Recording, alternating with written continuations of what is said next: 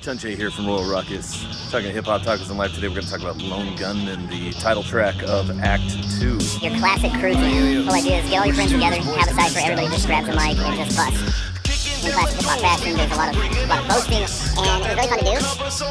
Pretty much invited everybody to get a guest spot on the album, invited them to be on Lone Gunmen, got everything through, and that's alright. We got Spoken Nerd, we got Calvin Coolidge, Flatline, me, and then one of my best friends, Daniel Larkin, Uncle Dan. Never rapped before, he was in a hardcore group, and called the Baldwin Mass Suicide. How creepy is that? Don't cuss on video. Fun fact, we recorded in his guest bedroom, and he's got a couple kids, and so we set up a mattress and all kinds of things, and you hear us talking on there, we talk about making kombucha and things like that, and like it was pretty much all true stories. Like he actually was going to age his kombucha in his bottle, but we both ended up peeing in. So it was pretty funny. So anyway, check it out. Come back tomorrow, we'll talk about the next song.